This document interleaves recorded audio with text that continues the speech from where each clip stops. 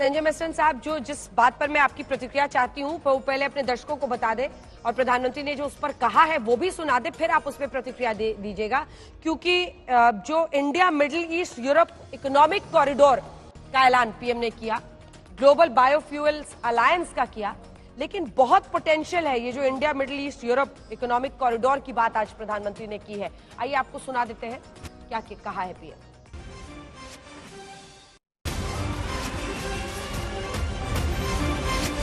राष्ट्रपति बाइडेन के साथ इस इवेंट को को-चेयर करते हुए मुझे हार्दिक खुशी हो रही है। आज हम सब ने एक महत्वपूर्ण और ऐतिहासिक समझौता संपन्न होते हुए देखा है। आने वाले समय में यह भारत, पश्चिम एशिया और यूरोप के बीच इकोनॉमिक इंटीग्रेशन का प्रभावी माध्यम होगा। यह पूरे विश्व में कनेक्टिविटी और विकास को सस्टेनेबल दिशा प्रदान करेगा। I want to thank you, Mr. Prime Minister. One Earth, one family, one future. That's the focus of this G20 summit. And in many ways, it's also the focus of this partnership that we're talking about today.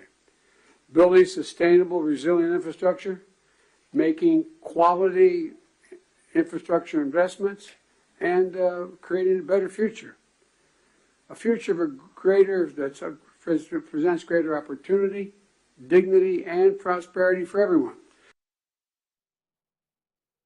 मिश्रण साहब, मुझे ये कहने में जरा भी संकोच नहीं हो रहा है कि इस तरह के स्लोगन्स हम स्कूल्स और क्लासरूम्स में देखते थे, और जो राष्ट्राध्यक्ष होते थे वो बड़ी बड़ी बातें करते थे ऐसे वैश्विक मंचों पर, और विरोध प्रदर्शनकारी जो वैश्विक मौसम को लेकर, क्लाइमेटिक चेंजेस को लेकर बहुत ज्यादा मतलब विरोध करते थे, उनके हाथ में प्लैकार्ड्स ऐसे होते थे। लेकिन भारत ने जो स्लोगन दिया है उसको दोहराते हुए जो बाइडेन के मुंह से सुनना अच्छा लगा, one earth, one family, one future. क्योंकि ये स्लोगन बनकर रह जाता है, लेकिन अगर हम उस पर काम करें, इंप्लीमेंटेशन तक उसे ले जाएं, उसकी पहल दिखी। और बिल्कुल अंजना, आपने दो इश्यूज उठाए थे। पहला ये जो कॉरिडोर है, जो इकोनॉमिक कॉरिडोर है, मैं बोलूंगा ये एक स्ट्रैटेजिक मास्टर स्ट्रोक है जो हमने खेला है। कारण नंबर 1, अरब और इजराइल वर्ल्ड को हमने क्लोज कर दिया है। बहुत ज़रूरी है ये, क्योंकि ये हम जानते हैं। नंबर 2, टर्की को बाईपास कर दिया है। नंबर 3, ये जो स्यूज कनाल से हमारा ट्रेड जाता था वो रूट अभी हमें नहीं चाहिए, वो शॉर्टकट हो गया है। और तीसरा जो ये चाइना का BRI प्रोजेक्ट था उसको हमने निगेट कर दिया, या फौजी भाषा में बोलूँ ग्राउंडेड कर दिया है। कारण कनेक्टिविटी यहाँ से by ship to Dubai, Dubai से रियाद, रियाद से अल हदीती जो जॉर्डन में है, और जॉर्डन से हाइफा पोर्ट जो इजराइल में है, वहाँ से मेडिटेरियन से वो जाएगा सीधे ग्रीस में। और अब मेरे को समझ में आता है, अभी जोहान्सबर्ग ये जो अभी प्राइम मिनिस्टर की विजिट थी उसके बाद वो ग्रीस में गए थे रिटर्न में। हाँ, ये फाइनलाइज करने के लिए देर के लिए रुके थे वो, जोहान्सबर्ग से लौटते हुए। हाँ। और I2U2 जो ये भी एक कंसेप्ट है। देखिए इसमें UAE भी आ गया, ये क्या नाम है, इजराइल आ गया है, हम आ गए हैं, इंडिया और अमेरिका आ गया है।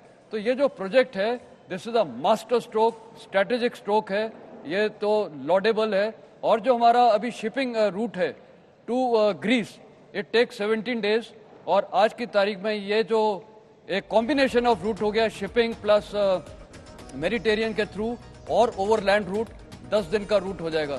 तो ये हर लिहाज से ये अच्छा कर दिया है। और अरब और ये क्या नाम है, इजराइल के बीच में जो रिश्ते हैं वो बहुत हो जाएंगे, क्योंकि ट्रेड खुल जाएगा। नहीं तो वहाँ तो वीज़ा नहीं मिलते थे, अरब वर्ल्ड तो जा ही नहीं सकती थी इजराइल में। और लास्ट जो आपने बोला है, प्रेसिडेंट बाइडेन ने प्राइम मिनिस्टर के स्टेटमेंट को रिएटरेट किया है। देखिए जो कंसेप्ट, स्टार्ट पॉइंट इस पूरे G20 की थी, one earth, one family, one future, और वही हमने अचीव किया है। ये जो आज G20 डॉक्यूमेंट साइन हो गया है, न्यू दिल्ली डिक्लेरेशन, वो सबसे बड़ा अचीवमेंट है। और जैसे मैंने आपको बताया था, सब कुछ ऑल एनकम्पेंसिंग, सब कुछ हमने इसमें डाल दिया है। चाहे टेररिज्म हो, चाहे मनी लॉन्ड्रिंग हो, चाहे ड्रग ट्रैफिकिंग हो, न्यूक्लियर हो, सब कुछ। So I think it is a Indian master stroke and we are the world leaders.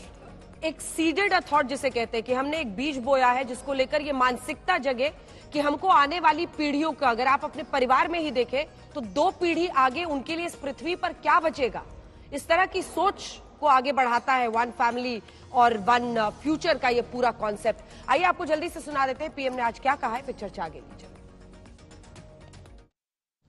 आप सबकी सहमति से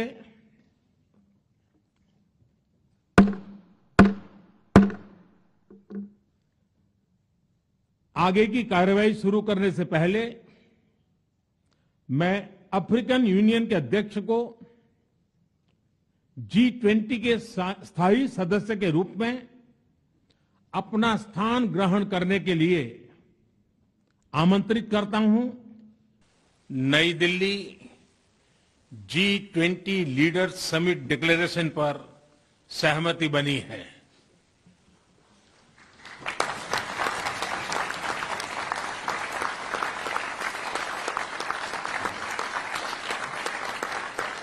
मेरा प्रस्ताव है कि इस लीडर्स डिक्लेरेशन को भी एडॉप्ट किया जाए।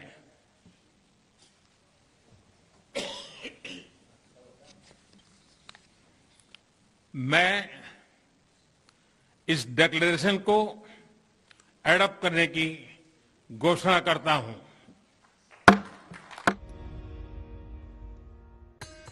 और अब जो बाइडेन की तस्वीरें आई हैं, उनका इंतजार था। जो बाइडेन अमेरिकी राष्ट्रपति जिल बाइडेन, उनकी पत्नी नहीं आ पाई क्योंकि वो कोविड पॉजिटिव हो गई। और मुझे ऐसा लगा था कि वो उनकी तस्वीर नहीं आई है, लेकिन फिर लगा कि हो सकता है, जैसे इमैनुअल मैक्रोन भी शायद डिनर में मौजूद है लेकिन उनके आने की तस्वीर दिखी नहीं। तो बहरहाल जो बाइडेन की तस्वीर अब आपके सामने है, अमेरिकी राष्ट्रपति से बातचीत करते हुए प्रधानमंत्री नरेंद्र मोदी, और एक कमराडरी दोनों के बीच में दिखाई दे रही। बॉडी लैंग्वेज बोले आप जी, बॉडी लैंग्वेज बहुत अच्छी है। और हमने देखा है जो जब नालंदा यूनिवर्सिटी के बारे में उन्हें भी पीएम बता रहे हैं। मेरे विचार से 2 लोगों को बताया है, एक ऋषि सुनाक और उनकी पत्नी को बताया था। काफी समय बिताकर दोनों को ऐसे उसके बारे में बताया और इनको बता रहे हैं। इनके साथ जो बॉडी लैंग्वेज है और जो केमिस्ट्री है और जो क्लोज रैपो है, वो बहुत ही एकदम आश्चर्यजनक है। क्योंकि दोनों वैसे पहले मिले हैं, बहुत बारी मिले हैं, परंतु फिर भी जो उनके बीच में प्रगाढ़ता है वो काफी अच्छी देखने को मिलती है। और मेरे ख्याल से ये दोनों देशों के बीच के जो संबंध हैं वो इतने अच्छे हैं, स्ट्रांग हैं, वाइब्रेंट हैं, वो भी इसको दर्शाते हैं। 80 साल उम्र है जो बाइडेन की, लेकिन आप देख रहे हैं तस्वीरें उनकी। अब वो डिनर के लिए आ गए हैं और प्रधानमंत्री नरेंद्र मोदी, अब मुझे लगता है वो भी डिनर के लिए अग्रसर हो गए होंगे। G20 नेताओं के सम्मान में डिनर का आयोजन किया गया था 7 बजे के आसपास से। हाँ श्वेता,